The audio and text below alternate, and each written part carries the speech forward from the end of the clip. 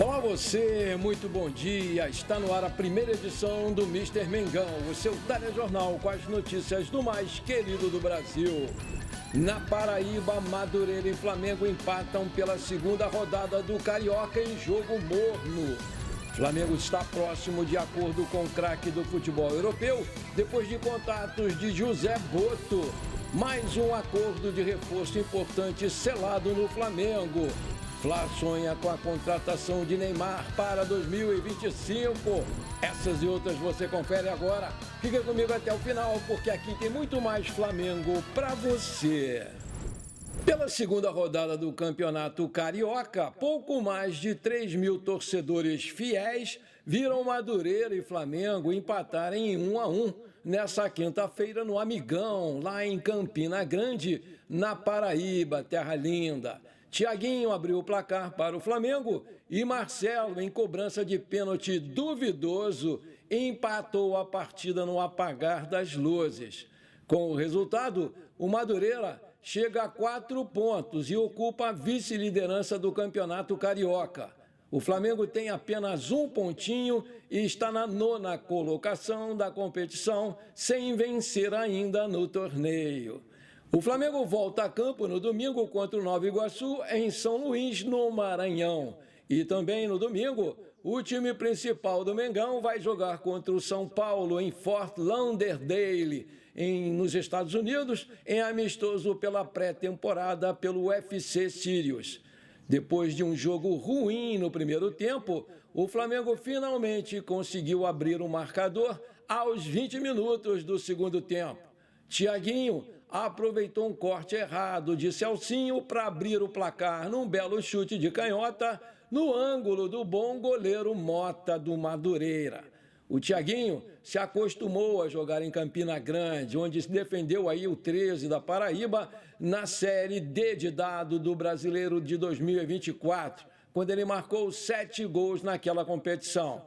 Na reta final do jogo, o Madureira foi com tudo para cima do Flamengo. Em uma das tentativas de afastar uma bola na área, o Zé Wellington acabou acertando o pé do atacante Isaías. Inicialmente, o lance foi considerado normal. No entanto, depois da análise do vídeo pelo juiz, que a mando do VAR, foi marcado o pênalti, que Marcelo cobrou bem, com firmeza no meio do gol para empatar o jogo e fechar o placar em 1-1, aos 43 minutos de jogo. O técnico Kleber dos Santos virou alvo de críticas da torcida rubro-negra. Mas uma coisa ele tem razão, o time evoluiu da derrota diante do Boa Vista para o empate contra o Madureira. O problema é que essa evolução ainda é muito pequenininha e o time B do Flamengo, em 9º lugar com apenas 1 ponto, já corre risco de se complicar no Campeonato Carioca. Não são só 2 pontos que separam o Flamengo do G4, que é a zona de classificação para a semifinal. São 2 pontos, 4 times, Boa Vista, Portuguesa, Volta Redonda e Vasco. Alguns gramados ruins pelo Nordeste e seguidas atuações preocupantes do time B, que não consegue vencer desde o estadual do ano passado. Os primeiros minutos, vamos combinar, foram assustadores, e pareciam ser um replay da sonolenta estreia, com direito a uma bobeada coletiva na defesa, na bola aérea e uma chance clara perdida pelo Vaguinho do Madureira. Só que o Flamengo não demorou a acordar, principalmente depois da primeira parada técnica. Aí ele começou a dominar a partida. A furada incrível do Tiaguinho sozinho na área aos 19 minutos do primeiro tempo, após um ótimo cruzamento do Zé Wellington, foi uma pichotada daquelas que a gente não queria ver. A boa cabeçada do Lohan, que tirou tinta da trave aos 32, também depois de um ótimo cruzamento do Zé Wellington, em uma boa trama ali com o Guilherme pela esquerda, foi um dos melhores lances dessa partida. Um chute cara a cara do Lohan, defendido pelo bom goleiro Mota aos 4 minutos do segundo tempo, depois de uma linda e rara triangulação entre Guilherme e Carlinhos. Também poderia ter definido o jogo se não fosse novamente a defesa espetacular do goleiro Mota. Uma chance que o Carlinhos recebeu um lindo passe do Guilherme e mesmo adiantado demais, Ele poderia ter dado uma cavadinha na saída do goleiro aos 15, mas preferiu chutar, chutou em cima e o goleiro fez a defesa para escanteio. O pessoal ficou na bronca com o Carlinhos. Aí veio o gol do Thiaguinho aos 20 minutos do segundo tempo, numa bola que sobrou para ele na área, depois de uma boa jogada do meio-campo, o Ryan Lucas. E outra bola cara a cara do Lohan com o goleiro aos 31, após um belo passe do João Alves. O Madureira, que só tinha chegado com perigo no início do jogo, empatou graças a um pênalti bobo do Zé Wellington. Para mim não foi bobo, para mim não foi pênalti, que vinha sendo o melhor em campo, em Isaías aos 41 minutos. O Marcelo foi lá e converteu e evitou a derrota do tricolor suburbano. Empate injusto para o Flamengo, que teria vencido com tranquilidade se não tivesse pecado muito nas suas finalizações. Perdeu gol demais. A repetição da escalação se mostrou uma decisão até que acertada do Kleber dos Santos para criar volume de jogo e criar também competição entre eles e um melhor entrosamento. Porém, mais uma vez, tomou decisões erradas, como, por exemplo, o Thiaguinho, que apesar do gol, o atacante errou tudo antes e foi um jogador a menos para o time durante 85 minutos. De positivo, a boa parceria entre o Zé Wellington e o Guilherme ali pela esquerda e uma atuação mais segura do zagueiro Cleiton, que jogou até bem ontem. Ainda com as reservas dos reservas, o Flamengo volta a campo nesse domingo, quando vai enfrentar o Nova Iguaçu às 21 horas, horário de Brasília, no Castelão, no Maranhão. A delegação viaja para São Luís nessa sexta-feira, com escalas em João Pessoa e Salvador, com previsão de chegada no fim da tarde. O time vai ter um treino no sábado para se preparar para a próxima partida. Meus amigos e minhas amigas, olha a minha cara de novo de frustração com esse jogo. Vejam bem, eu não estou aqui querendo passar pano, não, mas, sinceramente, esse corporativismo entre o juiz de campo e o VAR já está ficando manjado, é nojento esse negócio, porque quando o juiz foi chamado e correu para ver o lance na televisão, eu já sabia que ele não iria contra a decisão do VAR e iria dar o pênalti, e foi justamente o que aconteceu. Um lance duvidoso que para mim não foi pênalti, e é bom lembrar que teve um lance no primeiro tempo em que a bola bateu claramente no braço do zagueiro do Madureira, e o VAR nem sequer chamou o juiz para dar uma olhadinha no lance na televisão. Porra, 2 pesos, 2 medidas, não? Infelizmente, são todos contra o Flamengo, que apesar de não ter feito uma boa partida novamente, partida sonolenta, na minha opinião, não merecia ter levado esse empate no finalzinho. Foi um tremendo castigo. Vida que segue, domingo tem mais sofrimento. Segundo as informações divulgadas pelo portal UOL, o Flamengo está sonhando com a contratação do Neymar. A fonte indica que os dirigentes já avaliam a probabilidade de um investimento milionário para garantir a chegada do jogador. Eles esperam a definição do futuro dele no Al Hilal para analisar os próximos passos a serem tomados. O rubro-negro está traçando um plano técnico e financeiro para convencer o craque, caso a prioridade dele na seleção brasileira seja de voltar mesmo ao Brasil. A diretoria sabe que vai ser uma aquisição bastante cara, mas vai tentar correr o risco para tê-lo como seu grande reforço de 2025. Até o momento, o Neymar ainda não expressou a vontade em voltar a atuar no Brasil em 2025.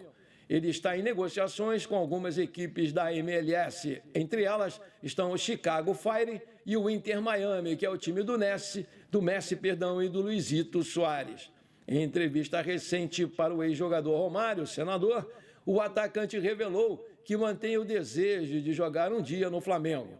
Além do Mengão, o Santos também surge como uma opção para o jogador. Aí eu te pergunto, você acha uma boa a vinda do Neymar para o Flamengo? Coloca aí. Maravilha, se você está curtindo esse programa, então não esquece, por favor, manda brasa agora no like para fortalecer o nosso canal, porque para cada like que você dá, o YouTube recomenda esse programa para mais 4 pessoas e aí a gente consegue crescer o canal mais rápido e eu te agradeço muito por isso. E se você ainda não é inscrito, bora lá, me dá esse prazer. Aperta o botão inscrever-se, aperta o sininho ali e pronto, rapidinho, simples assim, muito obrigado.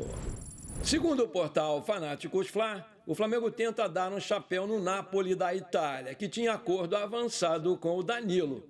O José Botta e o Felipe Luiz contam muito com ele para 2025.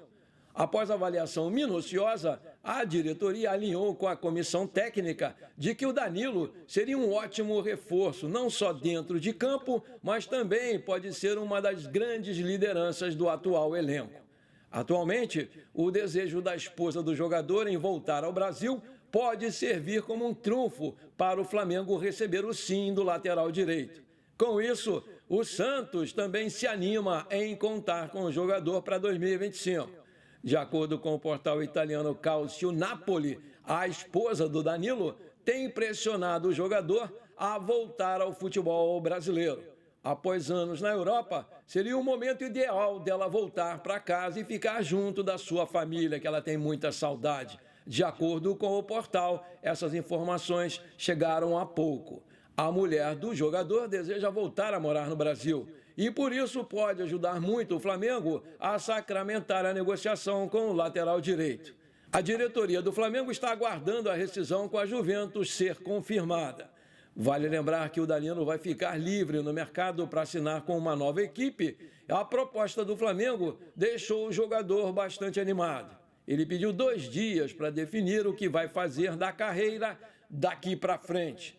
O Danilo tem contrato com a Juventus da Itália até junho de 2025 e, com isso, ele já pode assinar um pré-contrato com qualquer outro clube e chegar sem custos. Apesar disso, ele já tem negociações bem avançadas para essa rescisão de contrato após não estar nos planos do técnico da Juventus.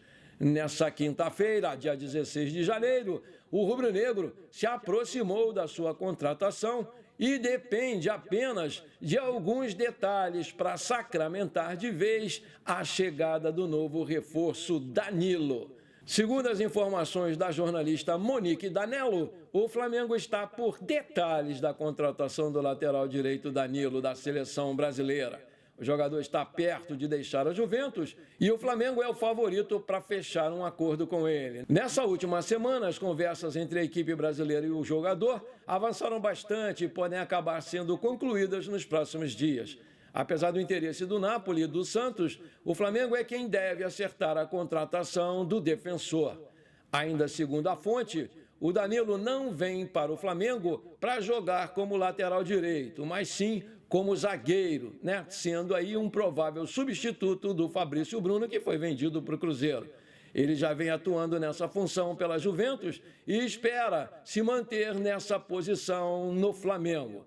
Para que essa transferência seja mesmo confirmada, o jogador vai precisar rescindir aí o seu atual contrato com o gigante do futebol italiano, a Juventus. As conversas já caminham nesse sentido e é bem provável que isso possa vir a acontecer no início da semana que vem. Vamos ver, quem viver verá. Flamengo e Palmeiras demonstram interesse na contratação de Jorginho, que é um nome muito conhecido no futebol brasileiro, em virtude das passagens por clubes como Chelsea, Arsenal, bem como a seleção italiana. O meio-campista está muito perto de acertar a sua volta ao país onde nasceu. Cotado para a bola de ouro nos tempos do Chelsea, o brasileiro, naturalizado italiano, está em sua 3ª temporada como jogador do Arsenal da Inglaterra. Desde então, ele soma 70 jogos disputados, tendo feito 1 gol e dado 2 assistências. Porém, nos últimos dias, muito se fala sobre uma volta do Jorginho ao Brasil, tendo os 2 clubes citados aí como principais candidatos. Entretanto, conforme indicado pelo jornalista Jorge Nicola, a tendência é de que o destino do Jorginho seja mesmo o Flamengo. O Nicola conta que o Jorginho já chegou a um acordo com o Flamengo quanto ao tempo de contrato, que vai ser de 3 temporadas. No entanto, ainda resta a questão salarial. O meio-campista vai precisar aceitar uma redução em relação aos atuais vencimentos. O Flamengo promete pagar a ele R$1,5 milhão por mês. O Jorginho também precisa chegar a um acordo para rescindir aí com o Arsenal na boa. Entretanto, em outras oportunidades, já havia sido apontado que o time londrino não iria dificultar a saída do meio-campista. A tendência é de que dê tudo certo para o Flamengo. Assim, o Jorginho pode ser o grande reforço, o segundo, porque o primeiro foi o Juninho, a ser anunciado pelo Flamengo desde a chegada da nova diretoria. Apesar de ter nascido aqui no Brasil, o Jorginho nunca chegou a jogar profissionalmente no país. Ele, que hoje está com 33 anos de idade, iniciou a sua carreira já no futebol italiano. Por lá ele defendeu clubes como o San Bonifacese, Hellas Verona e o Napoli. Aí eu te pergunto, você acha que o Jorginho tem vaga nesse meio de campo do Flamengo? Entra no lugar de quem? Coloca aí. Antes de terminar esse nosso programa de hoje, eu quero mandar os parabéns para a filha do meu amigo Florentino Souza, a Raquel, que está fazendo hoje 24 aninhos, uma princesa. Parabéns, Raquel. Muita saúde, muitos anos de vida para você. Tudo de bom para você, minha princesa. Comemore bastante o seu dia e vê se não esquece de mandar um pedacinho desse bolo aí para mim. Parabéns, Raquel. Tamo juntos!